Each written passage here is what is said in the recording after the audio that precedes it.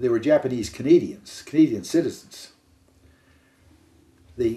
Most of them came in by Greyhound bus in convoys, maybe 4 or 5 buses together. But on this particular occasion, somebody decided they'd put a train together in Vancouver and run it all the way from there to Sandon. Well, of course, they got it to Proctor and loaded it on the barge and brought Mouillet, towed it up to Kaslo and then put it back on the rails again. And we took the Model T and got a head start. We couldn't get up the cemetery hill in low gear, so we turned the thing around, everybody got out and pushed, and we got it up in reverse gear, backing up the hill. Then we were a little bit behind the train by this time, but we caught up to it about Retallick and passed it. And we got up to Zinkton, and all of a sudden, bang, bang, bang, the engine blew up. Or at least I realized that it was junk. So we abandoned the car and we ran the rest of the way to Three Forks, where the train was doing some switching. They had to switch the passenger coaches at Three Forks and take one car at a time from there up to Sandon. That railroad was so steep that they couldn't pull the whole train up there at once. So we had lots of time to get there while they were doing the switching. My friend with me on the Model T knew the conductor, and he went and asked the conductor if we could hitch a ride back to Kaslo in this empty passenger train. And he agreed.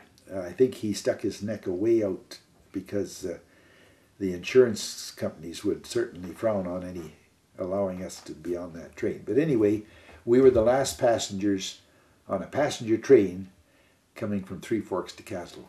That was in 1942.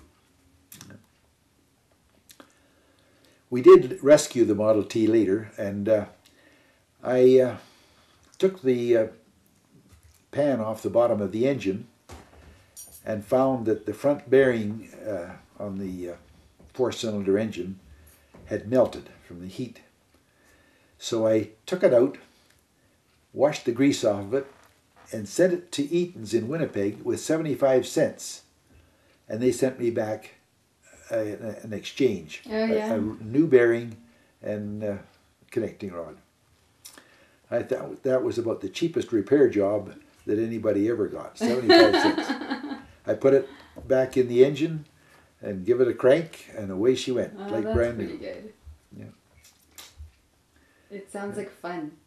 It was fun. It was an exciting period. Yeah. It's really great. Yeah. Well, thank you for doing this again, Well, Mr. it's a Tinkess. pleasure. I like to reminisce about some of the crazy things we did. And that mining adventure was one of the craziest. Yeah. Because we, by no stretch of the imagination, could we call ourselves miners. Oh well, but at least you had some pocket money after. Yes, I don't know how long that lasted. I don't remember, but probably not very long. But I think you inspired a whole lot of your pupils at school too. By Yes, I've told the story in the classroom many times, and it seemed to get them all fired up over going into a career in mining anyway. But I don't know if anybody ever did. Yeah. At least your way, anyways. No, I wouldn't recommend my way. I think the modern way is much better with machinery. After we left that mine, an organization from Washington took over that mine, but they brought in thousands, tens of thousands of dollars worth of machinery, bulldozers, and I haven't been up there since to see it, but I don't want to go because I think they just tore up the landscape and made a real mess. And I don't think they shipped 1 pound of ore. Spent a lot of money on it, but nothing came to it. That's great. Yeah. Well, thank you. Well, it's a pleasure. And now you guys are going to go back soon.